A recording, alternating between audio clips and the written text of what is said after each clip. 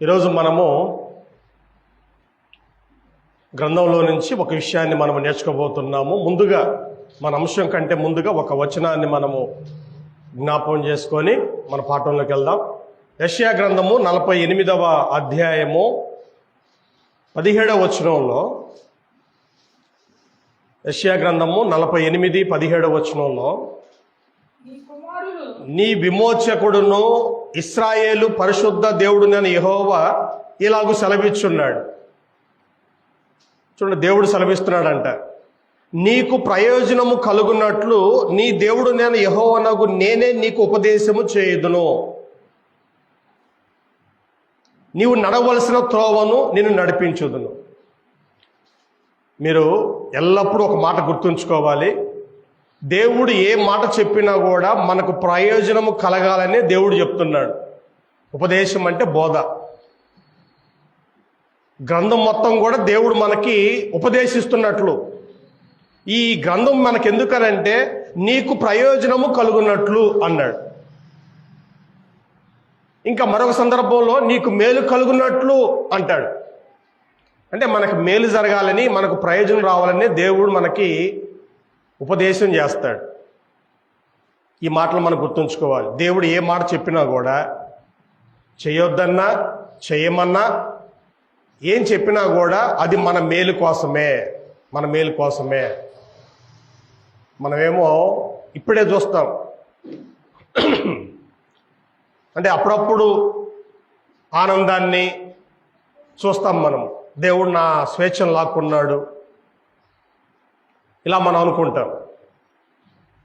ప్రతి ఆదివారము దేవుణ్ణి ఆరాధించాలి. మనకేమనిపిస్తుంది అంటే కొన్ని సందర్భాల్లో వారం వారం అంటే ఎలా కుదురుద్దండి, పనులు ఉండవా? దేవుడు ఎందుకు ఇంత కఠినమైన ఆజ్ఞించాడు? ప్రతి ఆదివారం రావాలంటే ఎలా సాధ్యం అది? కాబట్టి అప్పుడప్పుడు మానేసిన ఇబ్బంది లేదులే అని చెప్పుకుంటే దేవుడు బాగుండేది కదా అనుకుంటాం. మొదట్లో మనకు బాగానే ఉంటుంది, కానీ దేవుడు ఒక మాట చెప్పాడు అంటే చాలా దూరం ఆలోచించి మన మేలు కోసమే చెప్తాడు. ఆ మాటలు మనం గుర్తుంచుకోవాలి. మన పాఠంలోకి వెళ్దాం. ఈరోజు మనం నేర్చుకోబోతున్న విషయం ఏంటంటే, వారసుడు అనేటువంటి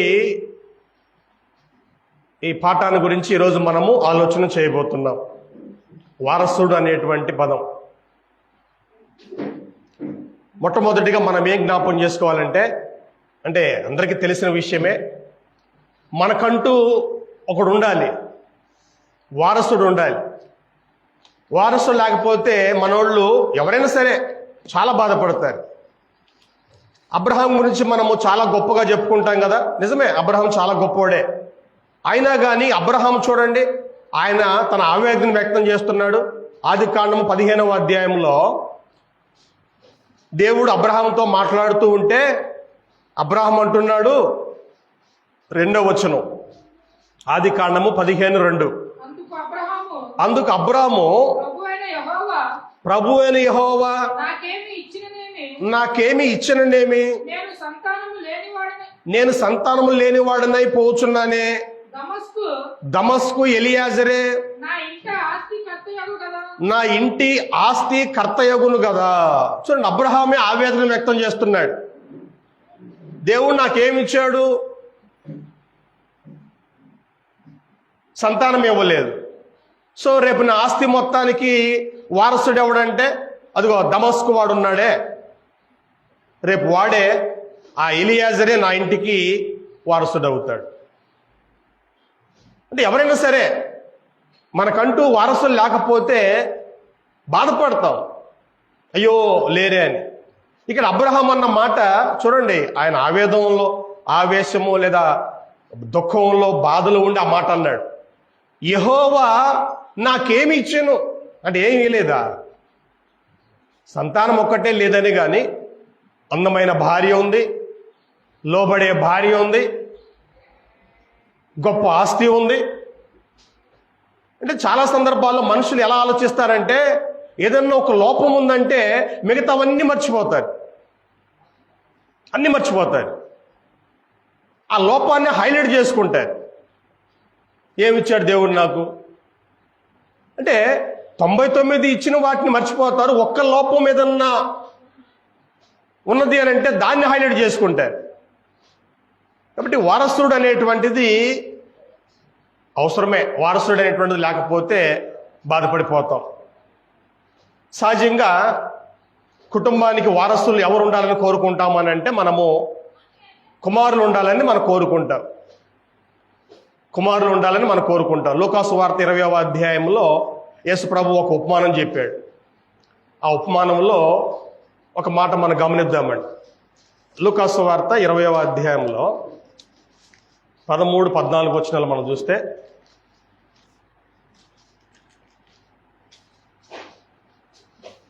అప్పుడు ఆ ద్రాక్ష తోట యజమానుడు, నేనేమి చేతును, నా ప్రియకుమారుని పంపుదును, ఒకవేళ వారు అతను సన్మానించెదరు అనుకోలేను. ఆయనను ఆ కాపులు అతను చూసి, ఇతడు వారసుడు, ఈ స్వాస్థ్యము మనదగినట్లు ఇతని చంపుదము రండని ఒకరితో ఒకరు ఆలోచించుకొని. ఒక ధనవంతుడు ఉన్నాడంట. ఒక ధనవంతుడు ఉన్నాడు. ఆ మనిషి ఏం చేశాడంటే ద్రాక్ష తోట ఒకటి నాటించి తనకున్న పొలములో కౌలుకి ఇచ్చాడంట. కొంతమంది కౌలుకి ఇచ్చి దేశాంతరం పోయాడంట. దేశం వదిలిపెట్టి పోయాడు. చాలా కాలం ఉండి చాలా కాలం బయటనే ఉన్నాడు. బయటనే ఉన్నప్పుడు మరి కౌలు కట్టాలి కదా, మన అంటే ఎనగసిక్కి కౌలు అని. కాబట్టి ఆ పంట వచ్చేటువంటి సమయానికి అబ్బాయి నా కౌలు నాకు ఇయ్యండిరా అని చెప్పి పని మనుషులు పంపించాడంట. వాళ్ళేమో పనుల్ని కొట్టటము తరమటం చేస్తున్నారంట. 2-3 సార్లు ప్రయత్నించాడు, పని కాల.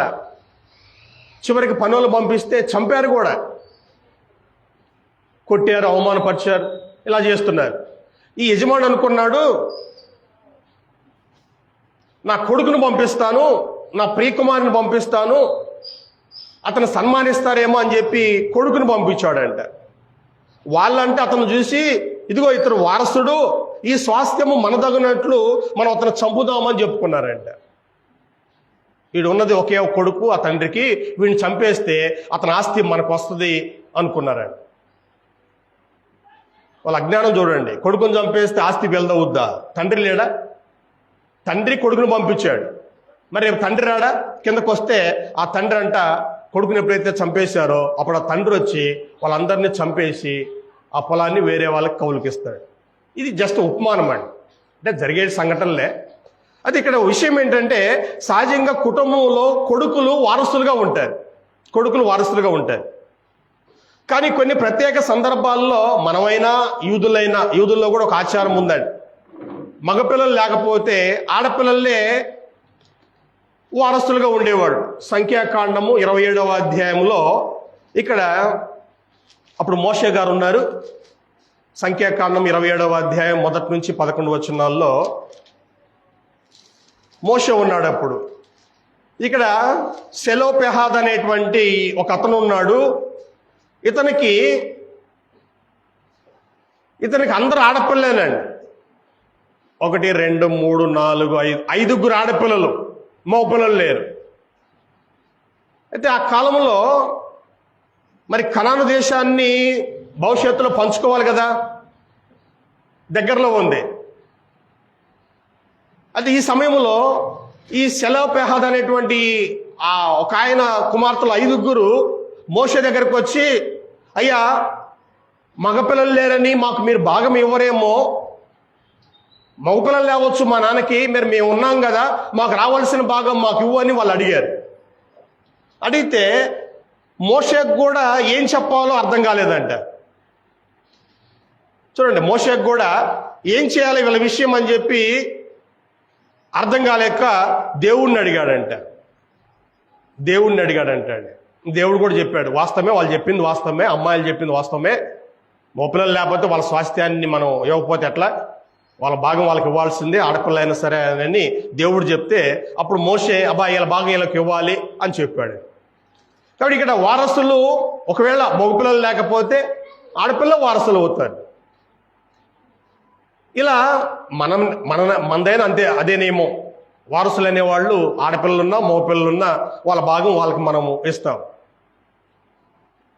లేనప్పుడేమో బాధపడతారు, వారసులు ఉంటేనేమో సంతోషపడతారు. ఇది మనం చూస్తున్నటువంటిది, అనుభవిస్తున్నటువంటి విషయాలు ఇవన్నీ కూడా. ఈరోజు మనం ఎందుకు ఈ విషయాన్ని మనం నేర్చుకుంటున్నామనంటే, వారసత్వము లేదా వారసుడైనటువంటి ఈ పదము దేవునికి చెందినటువంటి పదం. దేవుడికి కూడా వారసులు కావాలి. అందుకోసం మనము ఈ విషయాల గురించి మాట్లాడుతున్నాం. ఈ రెండవ విషయం మనం ఏం తెలుసుకోవాలంటే, వారసులు అనేవాళ్ళు 4 రకాలుగా ఉంటారండి. మన వాళ్ళకి తెలిసింది ఒకటే, నా రక్త సంబంధికులు నా వారసులు. మన వాళ్ళకి తెలిసింది ఇదే, ఏంటి, నా రక్త సంబంధికులు ఉండాలి. ఇది ఒకటే మనకు తెలిసింది. కానీ వాస్తవానికి వారసులు 4 రకాలుగా ఉంటారు. శరీర సంబంధించినటువంటి వారసులు అంటే రక్త సంబంధికులు. రెండవది ఆత్మీయ వారసులు. ఇది మనకు అస్సలు అర్థం కాల. ఆత్మీయ వారసులు అంటే నువ్వేదైతే నమ్ముతున్నావో, నీ విశ్వాసాన్ని, నీ మార్గాన్ని అనుసరించేటువంటి నీ తర్వాత తరం. మూడవది సాతాను కూడా ఉంటారండి వారసులు, సాతాను కూడా ఉంటారు. నాలుగవది దేవుని వారసులు. ఇలా 4 రకాలుగా ఉన్నారు. 4 రకాలుగా ఉన్నారు. ద్వితీయోపదేశకాండం 25వ అధ్యాయంలో దేవుడు ధర్మశాస్త్రంలో ఒక విధానాన్ని పెట్టాడండి. ఒక విధానాన్ని పెట్టాడు. అదేంటంటే, ఒక వ్యక్తి పేరు అనేటువంటిది ఎప్పటికి కూడా తుడిచివేయబడకూడదంట. ద్వితీయోపదేశకాండం 25వ అధ్యాయము 5వ వచనం నుంచి మనం చూస్తే, సహోదరులు కూడి నివసించుండగా వారిలో ఒకడు సంతానము లేక చనిపోయిన ఎడల చనిపోయిన వాని భార్య అన్యుని పెళ్లి చేసుకోనకూడదు. ఆమె పెనిమిటి సహోదరుడు ఆమె ఎద్దకు పోయి ఆమెను పెళ్లి చేసుకొని తన సహోదరునికి మారుగా ఆమె ఎడల భర్త ధర్మము జరపవలెను. చనిపోయిన సహోదరుని పేరు ఇశ్రాయేలు నుండి తుడిచివేయబడకున్నట్లు చూడండి, అది పాయింట్ అక్కడ. చనిపోయిన సహోదరుని పేరు ఇశ్రాయేలు నుండి తుడిచివేయబడకున్నట్లు దేవుడు నియమించినటువంటి ఒక నియమం ఏంటంటే, ధర్మశాస్త్రంలో ఒక వ్యక్తి పిల్లలు లేకుండా చనిపోతే వాడి పేరు మాసిపోద్ది కదా. అలా మాసిపోవటానికి దేవుడు ఒప్పుకోవట్లే. ప్రతి వ్యక్తి పేరు శాశ్వతంగా ఉండాలి. వానికంటూ ఒకడు వారసుడిగా ఉండాలి. అందుకు దేవుడు ఏర్పాటు చేసిన నియమం ఒకటి ఇక్కడ మీరు గమనించాలి.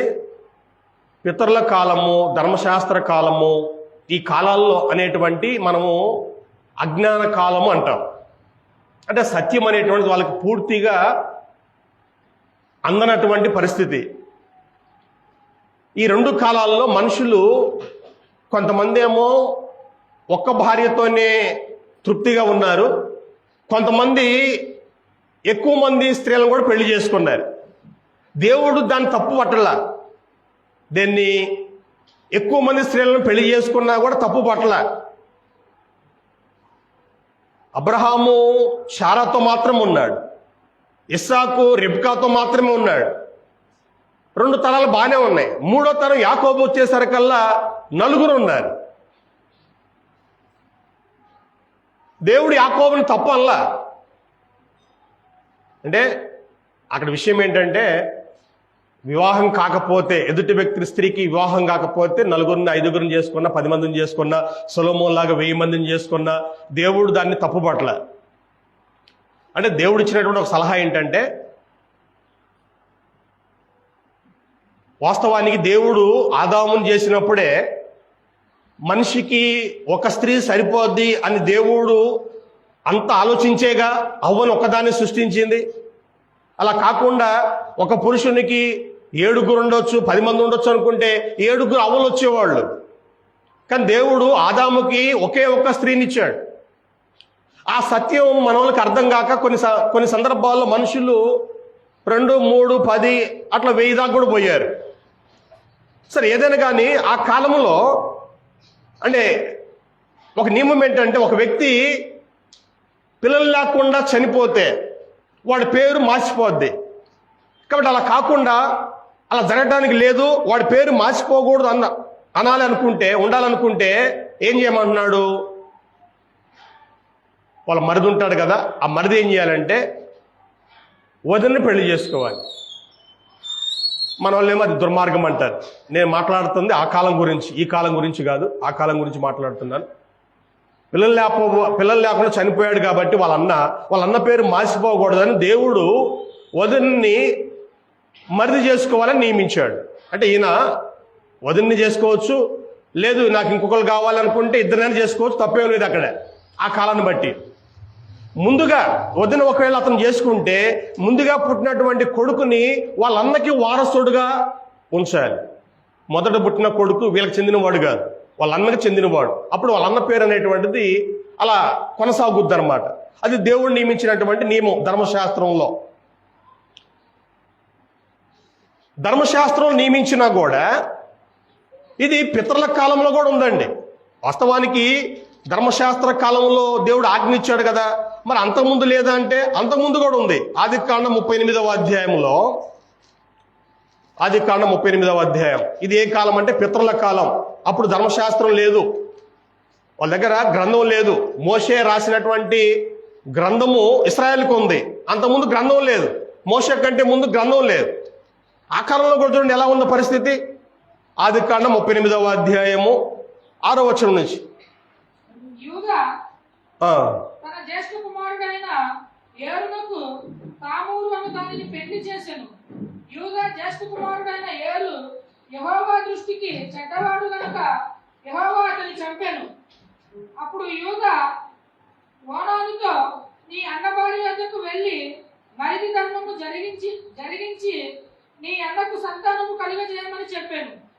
ఓనాను ఆ సంతానమునకు తనది కానేరదని ఎరిగి ఆమెతో పోయినప్పుడు తన అన్నకు సంతానము కలగజేయకున్నట్లు తన రేస్తస్తును నేలను విడిచెను. అతడు చేసినది యెహోవా దృష్టికి చెడ్డది కనుక ఆయన అతని కూడా చంపాను. అప్పుడు యూదా ఇతడు కూడా ఇతని అన్నల వల్లే చనిపోవునేమో అనుకుని, నా కుమారుడైన షేలా పెద్దవాడొక వరకు నీ తండ్రి ఇంట విధవరాలుగా ఉండమని తన కోడలైన తామారుతో చెప్పాను. కాబట్టి తామారు వెళ్ళి తన తండ్రి ఇంట నివసించాను. చాలు. యూదా అనేటువంటి వ్యక్తి తెలుసా మీకు? యాకోబు కుమారుల్లో ఒకడు యూదా అనేటువంటి ఇతను. ఈ యూదాలో నుంచి యేసుక్రీస్తు వచ్చాడు. యూదా మొదట్లో కొడుకే, కానీ తర్వాత అతను గోత్రకర్త. ఒక గోత్రం, యూదా గోత్రం అంటారు. ఆ గోత్రంలో నుంచి యేసుక్రీస్తు వారు వచ్చాడు, జన్మించాడు. ఈ యూదా ఇప్పుడు ఆయన గోత్రకర్త కాదు, మామూలు ఒక వ్యక్తి. ఈ యూదా ఒక అమ్మాయిని పెళ్లి చేసుకున్నాడు. పెళ్లి చేసుకుంటే ఆమెకి 3 పిల్లలు పుట్టారు, 3 మోపిల్లలు పుట్టారు. సో పెద్దోడికి తామారు అనేటువంటి ఒక అమ్మాయిని ఇచ్చి పెళ్లి చేశారు. ఈ పెద్దోడంట దేవుని దృష్టికి చెడ్డవాడంట, వాడు దుర్మార్గుడు అంట. మరి వాడికి ఆ దుర్మార్గ లక్షణం ఎలా వచ్చినా మనకు తెలియదు. కానీ యూదా మంచోడే, యాకోబు మంచోడే, ఇస్సాకు మంచోడే, అబ్రహాం మంచోడే. 3 తరాలుగా మంచి మంచి మంచి అలా ఉంటుంది. ఇప్పుడు 4వ తరం వచ్చింది. యూదా పిల్లల్లో ఒకడు, వాడు యెహోవా దృష్టికి చెడ్డవాడంట. సో దేవుడు వాడు పెళ్ళైనటువంటి కొత్తలోనే, పిల్లలు కూడా ఇంకా పుట్టలేదు, పెళ్ళైన తర్వాత దేవుడు వాడిని చంపేశాడంట. ఒక మాట మీకు జ్ఞాపకం చేస్తానండి. ఒకటేంటంటే, దేవుడు కొట్టేటువంటి దెబ్బలు ఎలా ఉంటాయంటే, మనోళ్ళు అంటారు చిన్నపిల్లడప్పుడు చనిపోయినా పెద్దగా బాధపడరు, 4 రోజులు ఏడుస్తారు, వదిలేస్తారు. చేతికి వచ్చిన తర్వాత చనిపోతే ఆ బాధ మామూలు బాధ కాదు. ఇక్కడ పిల్లవాడు బాగా పెరిగాడు, పెద్దోడాడు, పెళ్లి కూడా చేసుకున్నాడు. ఇప్పుడు కొత్తగా పెళ్లి చేసుకొని వాడు ఉంటున్నటువంటి ఆనందంగా ఉండేటువంటి ఆ సమయంలో దేవుడు అతను చంపేశాడు అని అంటే ఎంత బాధ కుటుంబానికి. ఆ బాధ వాళ్ళకి తెలియాలని దేవుడు చేసి ఉంటాడేమో. వాడు చెడ్డోడు కావడానికి కారణం ఏంటి? ఒక రకంగా తల్లిదండ్రులే. తల్లిదండ్రులు వాడిని సకరంగా పెంచితే వాడు ఎందుకు అలా దుర్మార్గుడు అవుతాడు? ఆ బాధ తల్లిదండ్రులకి దేవుడు చూపించాడు. పెళ్ళైన కొత్తలోనే వాడు చనిపోయాడు. సరే, ఇప్పుడు మరిది ధర్మం జరిగించాలి. ఇందా చెప్పాను కదా, పిల్లలు లేక ఎవడైనా చనిపోతే వాళ్ళ మరిది ఏం చేయాలంటే వదిలిని పెళ్లి చేసుకొని మొదట పుట్టేటువంటి బిడ్డని వాళ్ళన్న పేరుకి ఇవ్వాలి, వాళ్ళన్నకి అప్పచెప్పాలి, వాళ్ళన్న పేరు మీద. అప్పుడు వాడి పేరు నిలబడుద్ది అనమాట. రెండో వాడు ఏం చేశాడంటే, నేను ఆమెను పెళ్లి చేసుకొని నేను పిల్లలు గన్ని మా అన్నకి వాళ్ళ అని వీడేం చేశాడంటే, వీడు చూడండి, అలాంటప్పుడు పెళ్లి చేసుకుండాల్సింది కదా. నాన్న, నా వల్ల కాదు, నేను ఈ ధర్మం నేను జరిగించలేను, నాకు ఇష్టం లేదు అని ఫస్టే చెప్పాలి. తీరా చూడండి, వాళ్ళిద్దరూ కలిసిన తర్వాత పిల్లలు లేకుండా చేయటానికి ప్రయత్నించాడు. మొదట్లో వద్దంటే సరిపోద్ది కదా. కాబట్టి దేవుడు ఏం చేశాడంటే వీని కూడా చంపేశాడు. చూడండి, కావాలని తప్పు చేయటం. ఆ ధర్మము నేను జరిగించను అని అంటే అది కూడా తప్పే. జరిగించడం ముందు చెప్పాలి కదా, అయ్యా నేను ఆ ధర్మం నేను చేయను, నా వల్ల కాదు అని చెప్పాలి కదా. పెళ్లి చేసుకున్న తర్వాత పిల్లలు పుట్టకుండా చేయిస్తున్నాడు కావాలని. కాబట్టి దేవుడు వాడిని కూడా చంపేశాడు. ఆయన రెండో వాడిని కూడా, వాడికి కూడా పిల్లలు లేరు. ఇప్పుడు మూడో వాడు ఉన్నాడు. లెక్క ప్రకారం ఏంటంటే, ఈ తామార్ అనేటువంటి అమ్మాయి వచ్చిన తర్వాత మనోళ్ళు అయితే ఇంకేమంటారు, ఆ అమ్మాయి జాతకం బాగాలేదు, పెద్దోడిని చంపేసింది, రెండో వాడిని చంపేసింది అంటారు. ఆ అమ్మాయి జాతకం మంచిదే, తామారు చాలా మంచిది. మనోళ్ళు ఏ కాడికి ఈ జాతకాల పిచ్చి, ఈ రాతల పిచ్చి పోదు కదా. తామారు వామ్మో ఆ ఇంటికి వచ్చింది, పెద్ద కొడుకుని చంపేసింది, ఆ ఇంటికి వచ్చింది, రెండో కొడుకుని చంపేసింది. వామ్మో ఆ అమ్మాయి జాతకం మంచిది కాదు అని మనమైతే ఆ అమ్మాయిని చంపేసేవాళ్ళం. కానీ యోధ ఏం చేశాడంటే, అమ్మాయి మూడో వాడు కాస్త చిన్నోడు, ఇంకా వాడు వయసుకు రాలేదు, వాడు వయసుకు వచ్చిన తర్వాత నిన్ను పిలుస్తాను, అప్పటిదాకా నువ్వు మీ అమ్మోళ్ళ ఇంట్లో ఉండని చెప్పి కోడల్ని వాళ్ళ అమ్మోళ్ళ ఇంటికి పంపించాడు.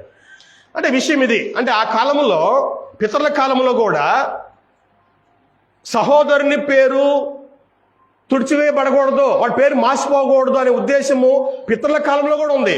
ధర్మశాస్త్ర కాలంలో అయితే ఏకంగా ఒక ఆజ్ఞ దేవుడు ఇచ్చాడు. ఇప్పటి వరకు మనం మాట్లాడుకున్నది ఏంటంటే శరీర వారసత్వం. మనకంటూ ఒకళ్ళు ఉండాలి, మనం లేకపోయినా మన పేరు అనేటువంటిది ఉండాలి. అది దేవుడు నియమించినటువంటి నియమం.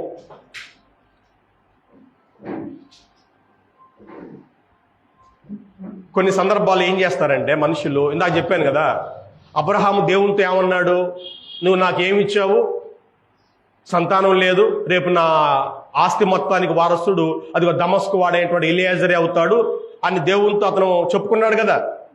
ఒకవేళ దేవుడు అబ్రహాముకి ఇస్సాకునివ్వకపోతే ఎలియాజరే వారసుడు అయ్యేవాడు. కానీ దేవుడు అబ్రహాముకి కొడుకునిచ్చాడు. సో ఇప్పుడు తన సొంత కొడుకే వారసుడయ్యాడు. కానీ చరిత్రలో కొంతమంది అలా సంతానం లేకపోవటం వలన ఇతరుల్ని దత్తత తీసుకొని వారసులుగా చేసుకున్నారు. మనందరూ తెలిసిన రాజు ఒక ఉన్నాడు. దానియేలు గ్రంథంలో నెబుకద్నెజరు అని ఒక రాజు ఉంటాడు. నెబుకద్నెజరు అనగానే మనకేం గుర్తు రావాలంటే, ప్రపంచానికి రాజు. దేశానికి, 2 దేశాలకు, 3 దేశాలకు కాదు, ప్రపంచానికి మొట్టమొదటి రాజు ఎవరంటే నెబుకద్నెజరు. అది వాస్తవం, ఆ చరిత్ర వాస్తవం. ప్రపంచం మొత్తాన్ని మొట్టమొదటిసారి పరిపాలించిన మనిషి ఎవరంటే నెబుకద్నెజరు. అలాంటి ఆయన, అతనికి వారసుడు లేడంట. సో మేనల్లుడు అవుతాడు. బెల్షాజర్ అనేటువంటి వాడు మేనల్లుడు అవుతాడు. నెబుకద్నెజరు తర్వాత బెల్షాజరు వస్తాడు రాజుగా బబులోను సామ్రాజ్యానికి. బెల్షాజర్ అనేటువంటి ఇతను కొడుకు కాదు, మేనల్లుడు. కాబట్టి కొంతమంది అలా పిల్లలు లేనప్పుడు చెల్లి పిల్లల్లో లేదా అక్క కొడుకుల్లో ఎవరినో తీసుకొని వారసులుగా చేసుకుంటారు. ఈరోజు మనం చూడబోతుంది ఏంటంటే, రెండవ వర్గము ఆత్మీయ వారసులు. మొదటి వర్గం మనం చూసాం, శరీర వారసులు. మనకి పుట్టితే ఓకే, పుట్టకపోతే ఎవరైనా దత్తత తీసుకొని వారసులుగా చేస్తాం, ఇది అయిపోయింది. రెండవది ఏంటంటే ఆత్మీయ వారసులు. అసలు ఈ పదవే మనకు తెలియదు. ఆత్మీయ వారసులు అంటే ఏంటంటే, నువ్వు నడిచినటువంటి దారిలో నీ తర్వాత వారు నడవటం. మనం గాంధీ మార్గం అంటాం కదా. గాంధీ ఒక మార్గాన్ని ఎంచుకొని ఆయన జీవించినప్పుడు ఆ మార్గాన్ని అనుసరించాడు. ఆయన చనిపోయిన తర్వాత ఎవరైతే ఆయన ఆశయాలను చేపట్టి నడుస్తారో వాళ్ళు ఏమంటారంటే వీళ్ళు గాంధీ వారసులు అంటారు. నువ్వు నమ్మినటువంటి దాన్ని తర్వాత తరం దాన్ని కొనసాగించటం అని వీళ్ళని ఏమంటారంటే ఆత్మీయ వారసులు అంటారు.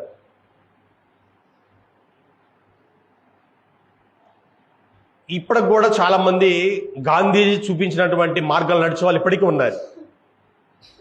కొంతమంది మనం సిపిఎం సిపిఐ ఆ పార్టీలను చూస్తే వాళ్ళు కొన్ని పేర్లు చెప్తారు, విప్లవకారుల పేర్లు కొన్ని చెప్తారు. వాళ్ళు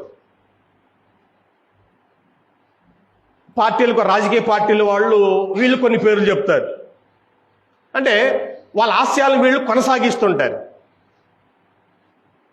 అయితే మనం ఏం చూడబోతున్నామంటే ఆత్మీయ వారసులు అంటే నువ్వు నమ్మినటువంటి విశ్వాసాన్ని నీ తర్వాత వాళ్ళు కొనసాగించటం. ఒక మాట మీకు జ్ఞాపకం చేస్తానండి. శరీర వారసులు లేకపోతే అందరూ బాధపడతారు, కానీ ఆత్మీయ వారసులు లేకపోతే ఎంతమంది బాధపడుతున్నారు? ఒకసారి మీరు గమనించండి. అబ్రహాం జీవితంలో అబ్రహాము పిల్లలు లేడని బాధపడ్డా? 15వ అధ్యాయంలో 18వ అధ్యాయం చూడండి. ఇదే అబ్రహాముకు ఉన్నటువంటి విశ్వాసం ఏంటంటే 18వ అధ్యాయం 19వ వచనం.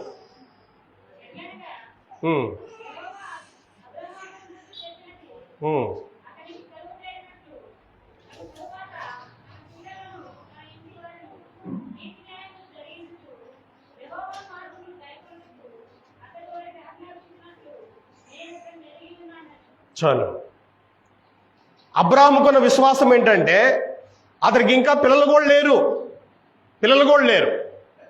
కానీ పిల్లలు లేకపోయినా అతనికున్న విశ్వాసం ఏంటంటే రేపు నాకు పిల్లలు పుట్టినా లేదు, ఒకవేళ పిల్లలు పుట్టకపోయినా ఎలియాజరు ఉన్నాడు కదా, ఇంకొంతమంది అతని ఇంట్లో ఉంటారు కదా. అతని ఉద్దేశం ఏంటంటే తన పిల్లలను తన ఇంటి వారును నీతి న్యాయములు జరిగించు యెహోవా మార్గమును గైకొనుటకు అతడు వారికి ఆజ్ఞాపించును. అబ్రహాం ఏం నమ్మాడంటే నేను ఏదైతే నమ్మి పాటిస్తున్నానో ఆ నియమాలను నా తర్వాత నా పిల్లలు, నా ఇంటి వారు కూడా, ఒకవేళ పిల్లలు లేకపోయినా కూడా నా ఇంటి వారైనా సరే అవే నియమాలు పాటించాలి. ఎంచుకున్నాడా? ఆ సిద్ధాంతం ఎంచుకున్నాడు, దాన్ని అమలు కూడా చేశాడండి. మీకు గుర్తుందా? 24వ అధ్యాయంలో, ఆదికాండం 24వ అధ్యాయంలో తన కొడుక్కి పెళ్లి చేయటం కోసము తన ఇంట్లో ఉన్నటువంటి పెద్ద దాసుని పంపిస్తాడు. ఆ దాసుడు దేవునికి ప్రార్థన చేస్తాడు. ఎలాగో తెలుసా? ఒంటెలను కూడా మోకాల మీద కూర్చోబెట్టి, అంటే ఒంటెలను కూడా మోకరిల్ని ప్రార్థన చేస్తుంటే, అంటే ఎలియాజర్ అనే లేదా అక్కడ పేరు ఇవ్వలేదు, కానీ ఆ పెద్ద దాసుడు దేవుని ప్రార్థన చేసేవాడు. ఆ పెద్ద దాసుడు తన పక్కనటువంటి జంతువులకు కూడా మోకాళ్ళు వంచడం నేర్పించాడండి. అంటే ఏం చూస్తున్నాం మనము? అబ్రహాము తన ఇంట్లో పని వాళ్ళకు కూడా దేవుని నియమాలు పాటించేటట్లుగా వాళ్ళకి ఆజ్ఞాపించాడంట. ఈ దేవుని నమ్మాలి మీరు, నేను నమ్మింది మీరు నమ్మాలి అని. అంటే ఆ ఇంట్లో దాసుడు నమ్మాడు, ఆ దేవుని నమ్మాడు. దాసుడే కాదు, వాళ్ళ ఇంట్లో ఉండే ఒంటెలు కూడా ఆ ప్రార్థన చేస్తూ ఉంటే మోకాలు ఉంగినాయి అంటే ఒంటెలు కూడా. ఒంటెలు ఎలా మాట అంటాయి? వాళ్ళు నేర్పిస్తే మాట అంటాయి. గంగిరెద్దుల చేత ఊరేగిస్తున్నారు, కోతుల చేత ఆటాడిస్తున్నారు, చిలుకల చేత కార్డులు తీపిస్తున్నారు, సింహాల చేత ఆటాడిస్తున్నారు సర్కాసులో. అంటే ఏంటి? మనం నేర్పిస్తాం, నేర్చుకుంటాయి.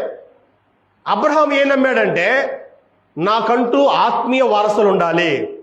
అంటే నా సిద్ధాంతాన్ని, నేను నమ్మినటువంటి విశ్వాసాన్ని నా తర్వాత నా పిల్లలు కొనసాగించాలి, నా ఇంట్లో పని వాళ్ళు కూడా కొనసాగించాలి. పనివాళ్ళు కూడా, నేను నీ ఇంట్లో పని చేస్తున్నాను స్వామి, నీ సిద్ధాంతాలు నాకెందుకు అనేవాళ్ళు ఉంటారండి.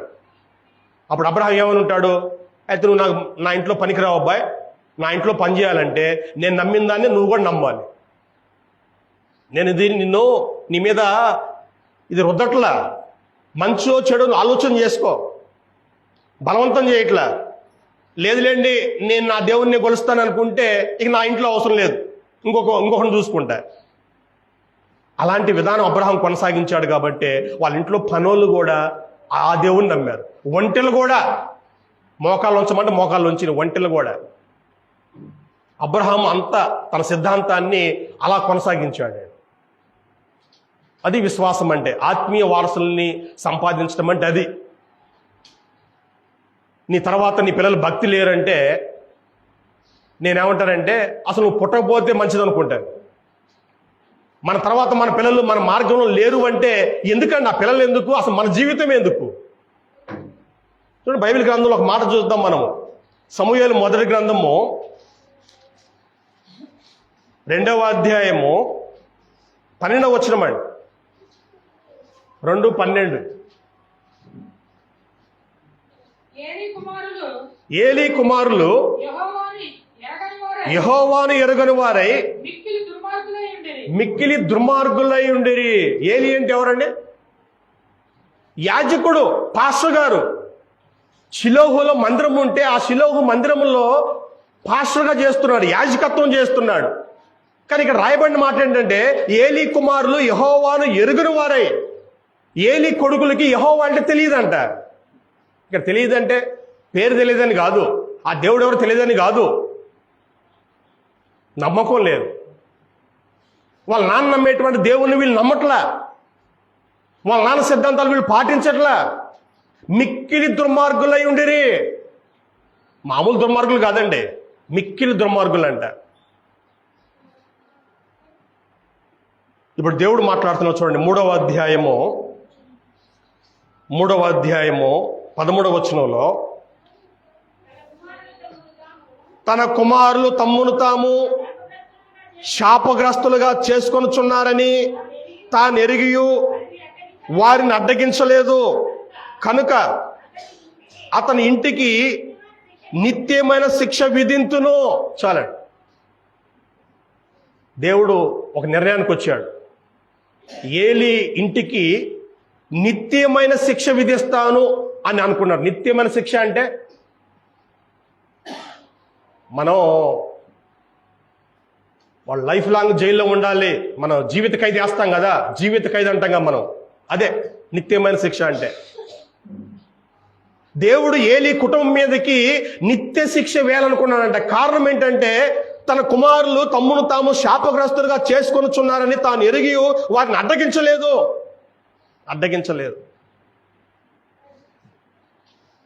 ఏమండి, నేనంటే పాస్టర్ గారిని నేను నమ్మాను, నా పిల్లలు ఇదే నమ్మాలని రూల్ ఏముంది? కొంతమంది మాట్లాడుతుంటారు కదా, నా పిల్లలు ఇక్కడే ఉండాలని రూల్ ఏముంది? వాళ్ళు నమ్మేది వాళ్ళు నమ్ముతారు, నేను నమ్మాను, వాళ్ళకి నమ్మకం లేదు, నేనేం చేసేని? బలవంతం చేసేనా? ఒకసారి మీరు 2వ అధ్యాయంలో ఒక మాట చూడండి. 2వ అధ్యాయము 22వ వచనం నుంచి.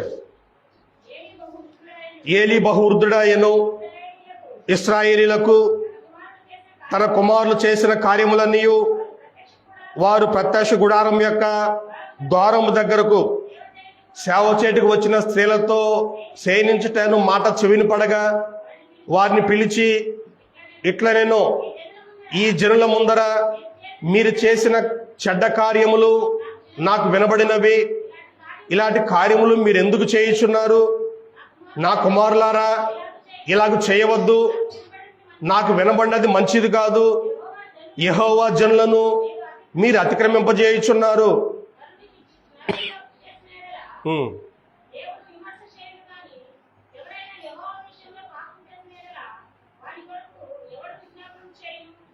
చాలు, ఇక్కడ పిల్లలు తప్పు చేస్తున్నారన్న సంగతి ఏలీకి వినబడిందంట. అప్పటికి ఆయన చాలా ముసలోడయ్యాడు, వినపడింది. ఇప్పుడు వాళ్ళని పిలిచి చెప్తున్నాడు. మరి ఇక్కడేంటి? 3వ అధ్యాయం 13వ వచనంలో తన కుమారులు తమ్మును తాము శాపగ్రస్తులుగా చేసుకొనుచున్నారని తాను ఎరిగి వారిని అడ్డగించలేదు అన్నాడేంటి? ఇది తప్ప అది తప్ప? రెండు వాస్తవమే. ఇక్కడ అడ్డగించలేదు అనే పదము కఠినమైన పదం. అది మీరు చూశారు కదా. 22వ వచనం నుంచి మనం చూస్తే వాళ్ళు తప్పు చేసిన సంగతి వినపడినప్పుడు వాళ్ళని పిలిచి, నా కుమారులారా అంటే దెబ్బ తగలకుండా మాట్లాడుతున్నాడు. వాళ్ళు చేసిన చెడ్డ పనికి కఠినంగా మాట్లాడాలి, అవసరమైతే కొట్టాలి కదా. ఆ పని చేయకుండా నా కుమారులారా ఇది చేశారంట, మంచిది కాదయ్యా. బతిమాలేటువంటి సమయం ఇదా? ఇంత దుర్మార్గంగా ప్రవర్తిస్తుంటే కఠిన చర్యలు తీసుకోవాల్సింది బదులు వాళ్ళు బతిమాలుతున్నాడు. ఇంకా నా కుమారులారా అలా చేయొద్దయ్యా, మంచిది కాదయ్యా. వాళ్ళని అడ్డగించలా, గట్టిగా చెప్పలా, శిక్షించలా. ఇప్పుడు దేవుడు అంటున్నాడు నిత్య శిక్ష. ఆ నిత్య శిక్ష ఏంటో తెలుసా? 2 కొడుకులు చచ్చిపోయారండి. ఆ 4వ అధ్యాయం మీరు చూస్తే 2 కొడుకులు యుద్ధంలో చనిపోయారు. ఆ వార్త తెలియగానే ఈ ఏలీ చనిపోయాడు. ఈ 3 శవాలు చూసిన తర్వాత కోడళ్ళు నిండు నెలలంట, ఆమె బిడ్డను కానీ ఆమె కూడా చనిపోయింది. 4వ అధ్యాయం మీరు చదివితే ఒక్కరోజు ఆ ఇంట్లో 4 శవాలు. 2 కొడుకులు చచ్చిపోయారు, తండ్రి చచ్చిపోయాడు, కోడలు చచ్చిపోయింది. 4 శవాలు. ఇంకో సంగతి ఏంటంటే యాజకత్వం కూడా. వాస్తవానికి ఏలీ తర్వాత వాళ్ళ కొడుకులు యాజకులుగా ఉండాలి, కానీ యాజకుడు ఇప్పుడు ఎవరంటే సమూయేలు అయ్యాడు యాజకుడు. యాజకత్వం కూడా పోయింది. 2 కొడుకులు చనిపోయారు, కోడలు చనిపోయింది, మామ చనిపోయాడు. కారణం ఏంటంటే ఏలీ నమ్మినటువంటి నియమాలు పిల్లలు నమ్మలా, మిక్కిలి దుర్మార్గంగా ప్రవర్తించారు. ఆత్మీయ వారసులు లేరు. దేవుని కోపం వచ్చింది. దేవుడు ఆ కుటుంబం మీదకి నిత్య శిక్ష విధించాడు. అదే అన్నాడు అబ్రహాం. ఏం నమ్మాడంటే నేను నమ్మిన దాన్ని నా పిల్లలు నమ్మాలి, నా ఇంట్లో పనోడు కూడా నమ్మాలి. అబ్రహాం అంటే చాలా ధనవంతుడు, ఆ ఇంట్లో చాలా మంది పనోళ్ళు ఉంటారు.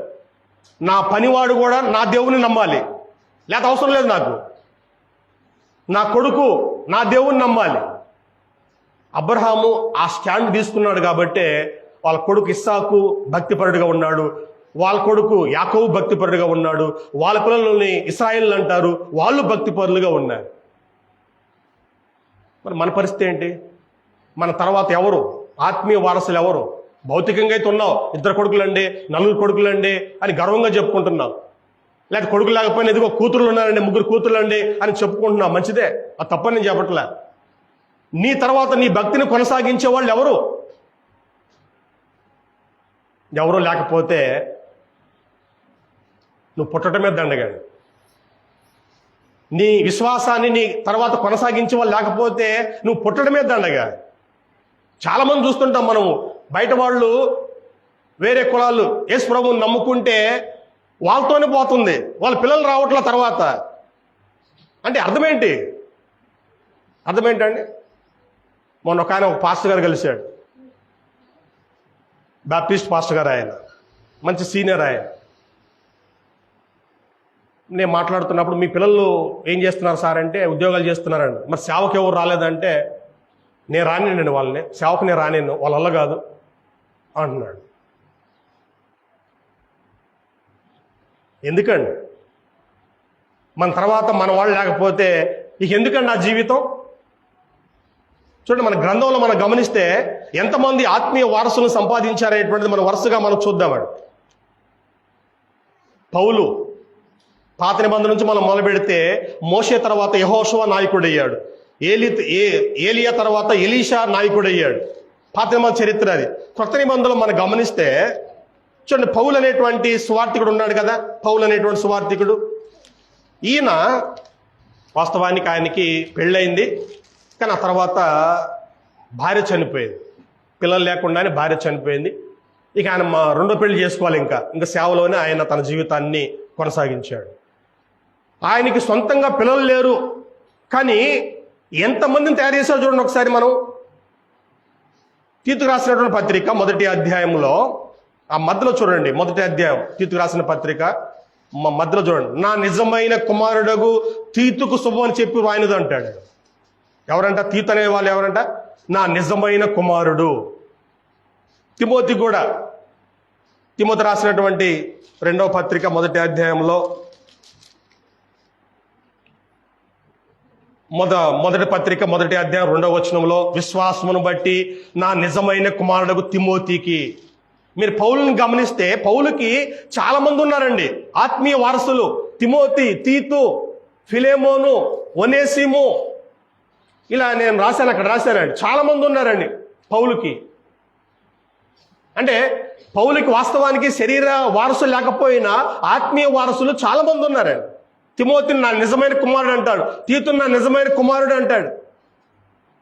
ఇక్కడ మీరు ఒక మాట గమనించాలండి, నిజమైన కుమారుడు అనే పదం ఎందుకు వాడు ఉంటాడు? దానికి ఒక లాజిక్ ఉందండి. శరీర వారసులు అనేవాళ్ళు ఈ భూమి వరకు మాత్రం పరిమితం. ఒక్కసారి మనం చనిపోయామనంటే రేపు అక్కడ తండ్రి కొడుకుల సంబంధం ఏమి ఉండదు, భార్యాభర్తల సంబంధం ఏమి ఉండదు. చనిపోయిన తర్వాత బతుకున్నంత వరకే ఈమె నా భార్య, ఈవిడు నా కొడుకు. తెలుసుగా మనకి ధర్మశాస్త్రం ఉన్నటువంటి ఒక నియమం కూడా ఏంటంటే, ఒక స్త్రీ ఒక పురుషుని పెళ్లి చేసుకుంటే భర్త బ్రతుకున్నంత వరకు ఓకే, రెండు పెళ్లికి ఇంకా బాగూడదు. భర్త చనిపోతే ఇంకో పెళ్లి చేసుకోవచ్చు అన్నాడు. దాని అర్థం ఏంటంటే బ్రతికిన వరకు ఈ సంబంధాలు, భర్త, కొడుకు, ఈ బంధాలన్నీ కూడా భూమి మీద ఉన్నంత వరకే. ఒక్కసారి మనం చనిపోయామంటే ఈ బంధాలు ఉండవు. కానీ ఆత్మీయ బంధం అనేటువంటిది ఎల్లప్పుడూ ఉంటుందండి. అందుకే పౌలు ఆ పదం వాడు ఉంటాడు, నిజమైన కుమారుడని. తిమోతి, తీతు, ఒనేసిము వీళ్ళందరూ ఆయనకి కొడుకులు కాదు, కానీ నిజమైన కొడుకులు. ఎలాగంటే వారి పరలోకంలో కూడా ఆ సంబంధం ఉంటుంది. పౌలు ద్వారా మేము వాక్యం విన్నామండి, ఆయన మార్గంలో మేము నడిచామండి అని అక్కడ కూడా చెప్పుకుంటారు వాళ్ళు. అది నిజమైన కుమారుడు అంటే అదండి. భూలోకం వరకు మాత్రం ఉంటారు మనకు పుట్టినటువంటి బిడ్డలు, కానీ మన విశ్వాసాన్ని అనుసరించే వాళ్ళు మనతో పాటు పరలోకంలో కూడా ఉంటారు, ఎల్లప్పుడూ ఉంటారు వాళ్ళు. ఆ మాట మీకు గుర్తుంచుకోవాలి. అలాగనే మనం గమనిస్తే పేతురు కూడా చూడండి, పేతురు వాస్తవానికి ఈయనకైతే పెళ్ళయింది, భార్య ఉంది, మరి పిల్లల సంగతి మనకు తెలియదు, కానీ వాళ్ళ పిల్లల ప్రస్తావన మనకు తెలియదు. కానీ అతను మార్క్ అనే వ్యక్తి గురించి రాస్తున్నాడు.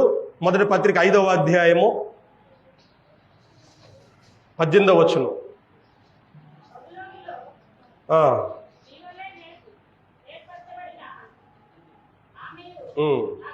నా కుమారుడైన మార్కును, చూడండి, నా కుమారుడైన మార్కు. వాస్తవానికి మార్కు పేతురు కొడుకు కాదు. మార్క్ అనేటువంటి ఇతను పౌలుకి మేనల్లుడు అవుతాడు. పౌలు చుట్టం, పేతురుకు చుట్టం కాదు. కానీ ఆ మార్క్ అనేటువంటి ఇతను పేతురుతో కలిసి బాగా పరిచయం చేశాడు. పేతురు అతను ఎలా చూస్తున్నాడంటే నా కుమారుడు, నా కుమారుడు. అంటే పేతురుకు కూడా ఆత్మీయ వారసులు ఉన్నారు, పౌలుకి ఉన్నారు. యోహాను కూడా చెప్తున్నాడు, గాయు అనేటువంటి వ్యక్తి గురించి మాట్లాడుతూ 3వ యోహాను పత్రిక 4వ వచనంలో, నా పిల్లలు సత్యమును అనుసరించి నడుచుకొనుచున్నారని వినుట కంటే నాకు ఎక్కువైన సంతోషం లేదు. అదండి వాస్తవానికి యోహానికి గాయు అనేటువంటి వ్యక్తి కొడుకేం కాదు, ఆత్మీయ వారసుడు. ఇంకా చాలా మంది నా పిల్లలు అన్నాడు అని అంటే యోహానికి ఇంకా చాలా మంది పిల్లలు ఉంటారు, ఆత్మీయ వారసులు. అంటే యోహాను ఏం నమ్మాడో, ఏం అనుసరిస్తున్నాడో గాయు అదే అనుసరిస్తున్నాడు. అదండి మన తర్వాత మన భక్తిని కొనసాగించే వాళ్ళు లేకపోతే మన జీవితమే వృధా. ఆత్మీయ వారసులు మనము సంపాదించుకోవాలి. అబ్రహాము ఆ విషయంలో చాలా బాగున్నాడు. కొడుక్కి ఇస్సాక్కి అదే విషయాలు తెలియజేశాడు. ఇస్సాకు వాళ్ళ కొడుకు యాకోబుకి అదే విషయం తెలియజేశాడు. అలాగూ అబ్రహాం వంశంలో కొన్ని తరాల పాటు ఇప్పటికి కూడా అబ్రహాం వంశంలో విశ్వాసులు కొనసాగుతూనే ఉన్నారు. మరి మన పరిస్థితి ఏంటి? మన తర్వాత ఎవరు మన విశ్వాసాన్ని కొనసాగించే వాళ్ళు ఎవరు? లేదులేండి, ఏదో మంచి వచ్చాడు, నేను వచ్చాను కానీ నా పిల్లలు మాత్రం రారు అంటావా? శరీర ప్రకారం వారసులు లేకపోతే సిగ్గుపడేటువంటి మనము, బాధపడేటువంటి మనము, ఆత్మీయ వారసులు లేకపోతే ఎందుకు మనకు సిగ్గు రావటంలా? ఒక పెద్ద సేవకుడు ఒక ఆయన ఉన్నాడు, ఏలూరులో ఉంటాడు.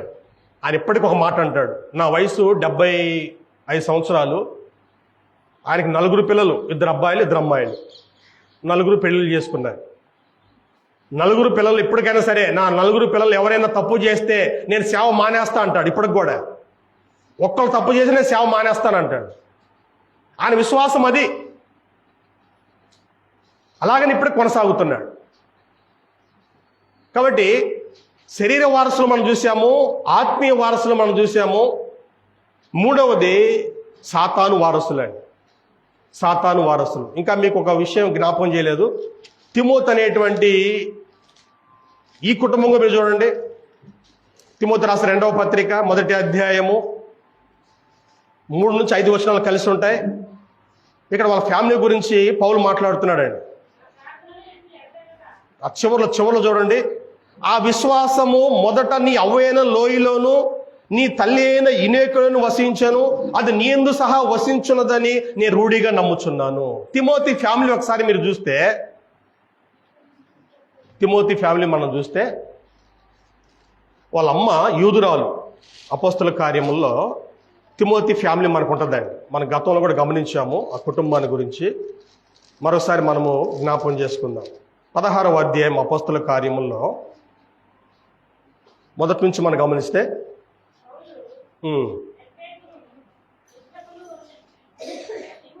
అక్కడ తిమోతి అని ఒక శిష్యుడు ఉండేరు. అతను విశ్వసించిన ఒక యూదురాలి కుమారుడు. అతని తండ్రి గ్రీసు చేసేస్తాడు. చాలా ఏం జరిగిందో మనకు తెలియదు, కానీ ఒక యూదురాలు అన్యుల్ని పెళ్లి చేసుకుంది. వాస్తవానికి యూదులు అన్యుల్ని పెళ్లి చేసుకోరు. యూదుల్ని పెళ్లి చేసుకుంటారు. కానీ ఏం జరిగిందో మనకు తెలియదు, కానీ తిమోతి వాళ్ళ అమ్మ యూదురాలై ఉండి, మంచి విశ్వాస అయి ఉండి ఒక అన్యుడిని పెళ్లి చేసుకుంది. నేనేమనుకుంటున్నానంటే అతడు అన్యుడైనప్పటికి కూడా వీళ్ళ విశ్వాసాన్నే అనుసరించే వ్యక్తి అయి ఉంటాడు. ఎందుకంటే ఆ కాలంలో కొంతమంది యూదా మతాన్ని అవలంబించే వాళ్ళు ఉన్నారు. అన్ని జనుల నుంచి కూడా కొంతమంది యూదా మత ప్రవిష్టులు అంటారు వాళ్ళని. అంటే యూదా మతం నచ్చి వేరే దేశస్తులు యూదా మతాన్ని అనుసరించే వాళ్ళు ఆ కాలంలో ఉన్నారు. బహుశా తిమోతి వాళ్ళ నాన్న యూదా మత ప్రవిష్టుడు అయి ఉండొచ్చు. ఒక యూదురాలు ఉండి అన్నింటిని పెళ్లి చేసుకుందంటే నాకు తెలిసి ఆమె గొప్ప విశ్వాసురాలు. వాళ్ళ అమ్మ అంత విశ్వాసం ఉండి కూడా ఒక అన్యుడిని పెళ్లి చేసుకుందంటే బహుశా అతను కూడా వీళ్ళ మతాన్ని అనుసరించి ఉండొచ్చు. అందుకే వాళ్ళిద్దరూ పెళ్లి చేసుకున్నారు. వాళ్ళ కొడుకు మంచి విశ్వాసి, వాళ్ళ అమ్మ మంచి విశ్వాసి, వాళ్ళ అవ్వ లోయి అంటే 3 తరాలుగా వాళ్ళు ఒకే విశ్వాసంలో కొనసాగుతున్నారు. 3 తరాలు. అబ్రహాము, ఇస్సాకు, యాకోబు 3 తరాలు. ఆ తర్వాత ఇశ్రాయేలీలు ఎన్నో తరాలు. అబ్రహాము కుటుంబంలో ఎన్నో తరాలుగా ఒకే విశ్వాసం అనుసరిస్తున్నారు. ఇక్కడ తిమోతి వాళ్ళ కుటుంబంలో కూడా 3 తరాలుగా ఒకే విశ్వాసాన్ని కొనసాగిస్తున్నారు. అది ఆత్మీయ వారసత్వాన్ని పంచిపెట్టడం అంటే. నీ తర్వాత నీ పిల్లలు ఇక్కడ రావటం లేదు అంటే అర్థం ఏంటంటే నువ్వు నమ్మింది వాస్తవమని దాని అర్థం కాదు. మంచో చెడో లేండి, ఏదో నమ్మాను, వస్తున్నాను, వెళ్ళిపోతున్నాను, నా తర్వాత నా పిల్లలు వాళ్ళ ఇష్టం వాళ్ళదండి అని మనం అనుకున్నామంటే అర్థం ఏంటంటే ముందు మనం నమ్మలేదని. ఇది ఇలా అది కొనసాగితే ఏమవుద్దంటే దేవుని యొక్క కోపానికి మన కుటుంబం గురవుద్దండి. ఈ మాట మీరు గుర్తుంచుకోండి. మన పిల్లలు మనం నమ్మిన దాన్ని నమ్మలేదు అంటే అర్థం ఏంటంటే మన కుటుంబానికి గొప్ప శాపం ఉందని అర్థం చేసుకోవాలి. ఏలి నమ్మినటువంటి సిద్ధాంతాన్ని పిల్లలు నమ్మలేదు, సో దేవుడు ఆ కుటుంబం మీదకి నిత్య శిక్ష వేశాడు. ఇది వాస్తవం అండి. మనం నమ్మిన దాన్ని మన పిల్లలు నమ్మలేదు అంటే మన కుటుంబానికి గొప్ప శాపం ఉందని దాని అర్థం. మూడవది ఏంటంటే సాతాను వారసులు అండి. చూడండి, మీరు గమనించండి. వారసులంటే గర్భం పుట్టాలి కదా. లేదు, గర్భం పుట్టకపోయినా కొంతమంది ఏం చేస్తున్నారు, పిల్లలు లేనోళ్ళు వేరే వాళ్ళు దత్తత తీసుకొని వాళ్ళని పెంచి పెద్ద చేసి అలా వారసులు చేసుకుంటున్నారు. ఆస్తి మొత్తం వాళ్ళకి ఇచ్చి వారసులు చేసుకుంటున్నారు. ఇప్పుడు సాతాను వారసులు అంటే మనం సాతాను వారసులుగా ఉంటున్నామంటే సాతాను మనకి ఏం చేశాడు? మనల్ని పుట్టించాడా? మనల్ని పోషిస్తున్నాడా? ఒకసారి మీరు చూడండి. మీకు చాలాసార్లు చెప్పాను. అపోస్తల కార్యం 17:25, అపోస్తల కార్యములు 14వ అధ్యాయం 17వ వచనం. దేవుడే కదా మనకి వర్షాన్ని ఇచ్చినా సమస్తాన్ని ఇచ్చినా దేవుడే కదా. మరి సాతాను మనకేమిస్తున్నాడు? ఏమీ ఇవ్వట్లే. కానీ మనం ఎలా నడుస్తున్నామంటే సాతాను వారసులుగా నడుస్తున్నాం. యోహాను సువార్త 8వ అధ్యాయము, యోహాను సువార్త 8వ అధ్యాయము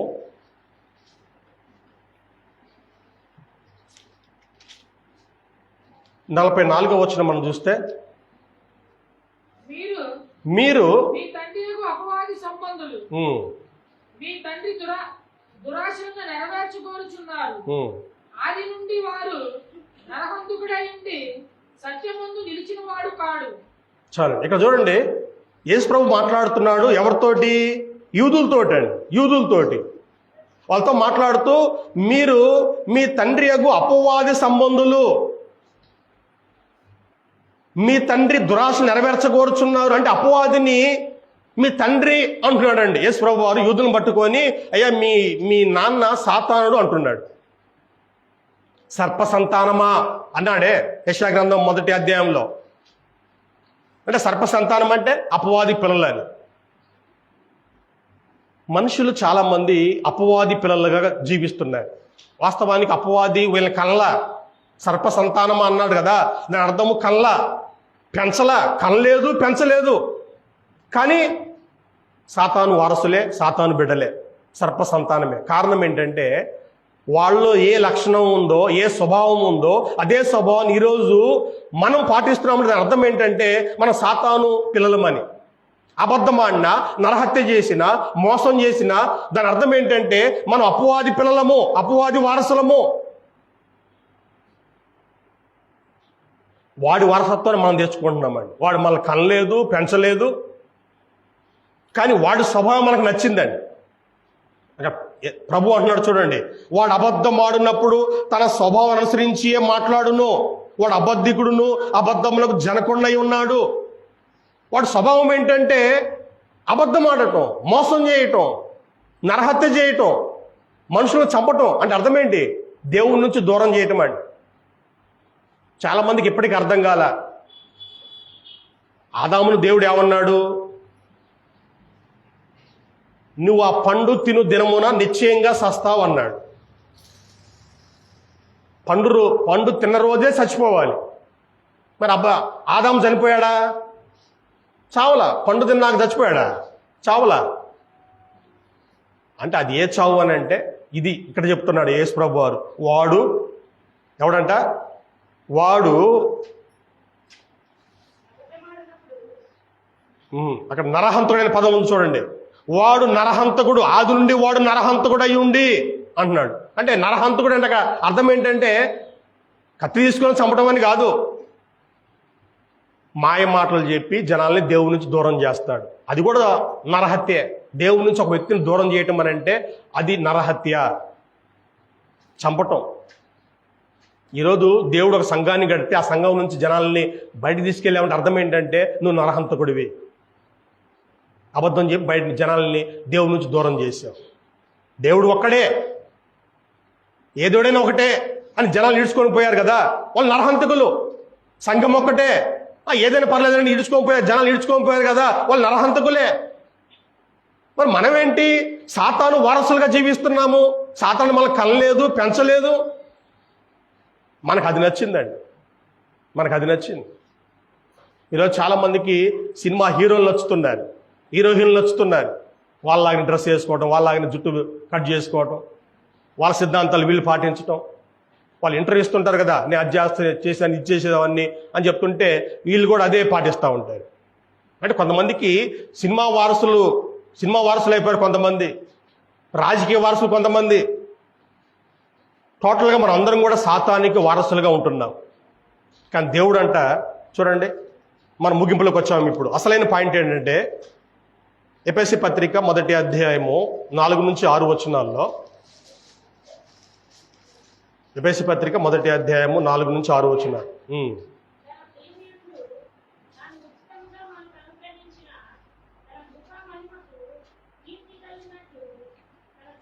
తన చిత్త ప్రకారమైన దయా సంకల్పం చొప్పున యేసు క్రీస్తు ద్వారా తనకు కుమారులుగా స్వీకరించుటకై మనలను ముందుగా తన కోసం నిర్ణయించుకొని, చాలండి చూడండి, ముందుగా నిర్ణయించుకొని కింద ఏమంటాడంటే జగత్తు పునాది వేయబడక మునిపే. అంటాడు. యేసు ప్రభు ద్వారా దేవుడు అంట మనల్ని కుమారులుగా స్వీకరించాలని జగత్తు పునాది వేయబడక ముందే నిర్ణయించుకున్నాడంట, ఒక సంకల్పం చేశాడంట. అందుకే మనం పుట్టించాడండి. యేసు క్రీస్తు ద్వారా తన కుమారులుగా స్వీకరించడానికి మనందరినీ పుట్టించాడు ఈ లోకంలో. భూమిని ఏర్పాటు చేసింది అందుకే.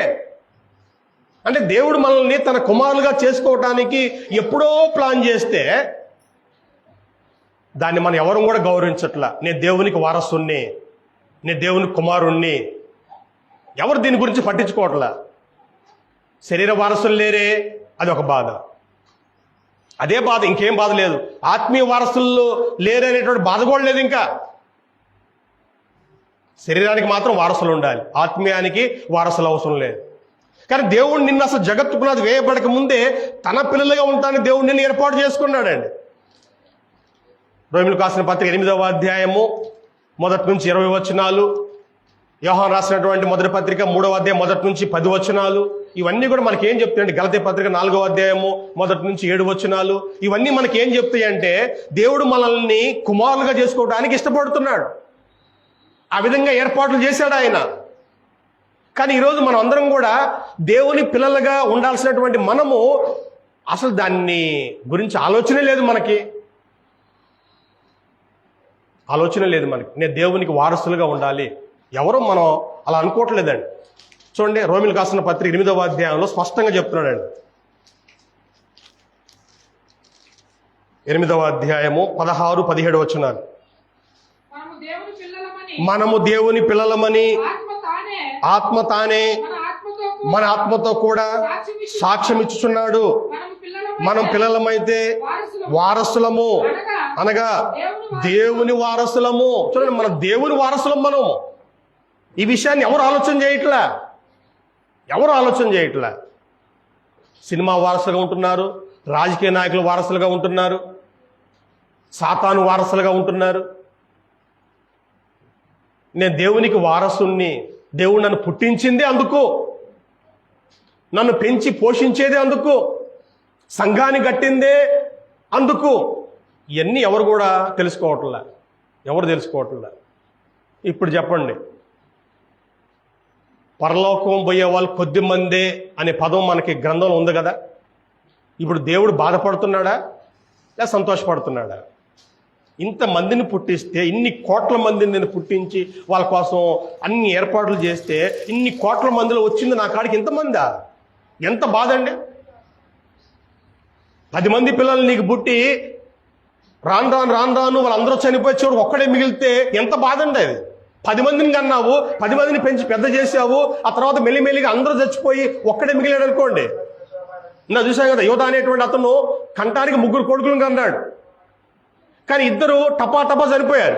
పెళ్ళైన తర్వాత చనిపోయారు 2. ఇంకో మిగిలింది ఒక్కడే. ఎంత బాధ అండి. దేవుడు కూడా ఇన్ని కోట్ల మందిని పుట్టించి నాకు వారసులుగా ఉండాలని ఆయన ఎప్పుడో ప్లాన్ చేస్తే ఈరోజు వారసులైన వాళ్ళు కొద్ది మంది ఉంటే దేవుడికి ఎంత బాధ అండి. చూడండి, దేవుని కోరిక ఎలా ఉందో చూడండి. 29వ వచనంలో, రోమా 8:29, ఎందుకనగా తన కుమారుడు అనేక సహోదరుల్లో జ్యేష్ఠుడవ్వాలి. చూడండి, యేసు ప్రభు లాంటి కొడుకులు అనేక మంది కావాలంట ఆయనకి. అనేక మంది కావాలని దేవుడు చూస్తున్నాడు. కానీ చివరికి ఆయన ఎంతమంది దక్కించుకుంటాడంటే కొద్ది మందే. ఇరుకు మార్గం ప్రవేశించే వారు కొద్ది మందే. ఎంత బాధనండి దేవునికి. అనేక మంది కావాలని నేను ప్లాన్ చేసి ఇంత చేస్తే మొత్తం పోయింది, ఓకనే పోయింది మొత్తం. ఏదో కొద్దిగా మిగిలింది. ఆ మధ్య మన వరిసేలకు రోగాలు వచ్చినాయి. రోగాలు వచ్చి 40 బస్తాలు పండాల్సిన వరిసేలు 15-20 బస్తాలు అట్లా బండి, 10 కూడా బండిన చేలు కూడా ఉన్నాయి. మొత్తం తాలు అయిపోయింది. మొత్తం 10 బస్తాలు 15 బస్తాలు అలా అయిపోయినాయి. ఎంత బాధ అండి రైతుకి.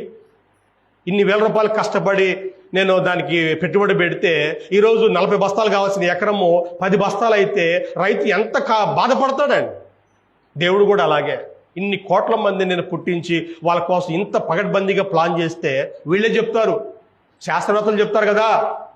చూడండి, గెలాక్సీ ఉంది, పాలపొంత ఉంది, ఎన్నో గ్రహాలు తిరుగుతున్నాయి, క్రమం తప్పకుండా కక్షలు తిరుగుతున్నాయి. ఇవన్నీ వాళ్ళే చెప్తారు. ఇది గొప్ప సైన్సు అని చెప్తారు. ఇంత దేవుడు ప్లాన్ చేసి మనుషుల కోసం ఏర్పాటు చేస్తే చివరికి ఆయన మిగిలిన ఎంతమంది? అనేక మంది కావాలని ఆయన చూస్తూ ఉంటే రేపు మిగిలేది కొద్ది మందే. ఎంత బాధ! ఇక్కడ ఆలోచన చేసుకోండి. నేను దేవునికి వారసుడిగా ఉండాలి, నేను దేవుడిని కుమారుడిగా ఉండాలి అని మనం గట్టిగా నిర్ణయించుకొని దేవుడు వారసుగా ఉండాలంటే ఎలా ఉంటాం మనము? ఆయన స్వభావాన్ని అనుసరించినప్పుడే ఆయనకు వారసులుగా ఉంటాం. చూడండి, అందుకన్నాడు. చివరిగా వచనం చదువుకో మనం ముగించుకుందాం. ఎఫెసీ పత్రిక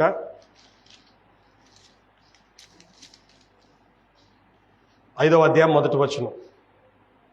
కాబట్టి మీరు ప్రియులైన పిల్లల వలె, కావున మీరు ప్రియులైన పిల్లల వలె దేవుని పోలి నడుచుకోండి. దేవుని పోలి నడుచుకోండి. ఎందుకంటే మీరు దేవునికి వారసులుగా రేపు ఉండాల్సిన వాళ్ళు. మీరు దేవునికి వారసులు కాబట్టి మీరు ఏం చేయాలంటే ఇప్పుడు దేవుని పోలి నడుచుకోండి. లేదులేండి, లోకం పోలి నడుచుకుంటాం, సాతాను పోలి నడుచుకుంటాం, సినిమా వాళ్ళని చూస్తాం, రాజకీయ నాయకులను చూస్తాం, వ్యాపారస్తులను చూస్తాం. మీరు దేవునికి వారసులు, దేవుని పోలి నడుచుకోండి. దేవుని సంతోషపెట్టండి, దేవుని దుఃఖ పెట్టొద్దండి. ఆయనకి ఎంతోమంది వారసులు కావాలి. అందుకు దేవుడు ఎన్ని ఏర్పాట్లు చేశాడు. ఆయనకు ఆలోచన లేకపోతే నువ్వు నేను అసలు ఈరోజు మనిషిగా ఉండేవాళ్ళమే కాదండి. ఏమండి, ఒక ఆయన కొడుకులకి మంచి ఇల్లు కట్టాలని అనుకుంటాడు. అసలు కొడుకులే లేకపోతే ఇల్లు ఎలా వస్తుంది? రాదు కదా. కాబట్టి దేవునికి కావాల్సింది వారసులు. ఆ వారసుల కోసమే దేవుడు ఈ భూమిని అసలు నిన్ను పుట్టించాడు. ఇవన్నీ మనం మర్చిపోయి, దేవుణ్ణి మర్చిపోయి సాతానులాగా చివరికి మన సాతాను వారసులుగా రేపు మనము మిగిలిపోతున్నాం. రేపు తీర్పు రోజు సాతాను వారసులేమో చాలా మంది ఉంటారు. గుంపులే సాతాను వారసులు. వీళ్ళంతా నా బిడ్డలయ్యా అంటాడు. వాడు కనలేదు, వాడు పెంచలేదు, వాడు పోషించలేదు, వాడు రేపు గొప్పగా చెప్పుకుంటాడు. వీళ్ళంతా నా పిల్లలు, నా వారసులు, వాడు గొప్పగా చెప్పుకుంటాడు. దేవుడేమో బాధతోటి వీళ్ళేనా నా వారసులు, ఇంత కొద్ది మందా అని ఆయన ఏడుస్తాడు. ఇప్పటికైనా మేల్కొని బాప్తీసం తీసుకొని దేవుని పోలి నడుచుకుందాం, పరిశుద్ధంగా నడుచుకుందాం. అది మనకి మంచిది, మన కుటుంబాలకు మంచిది, దేవునికి మంచిది. మీ అందరికీ వందనాలు తెలియజేస్తూ ఈ మాటలు ముగిస్తాను.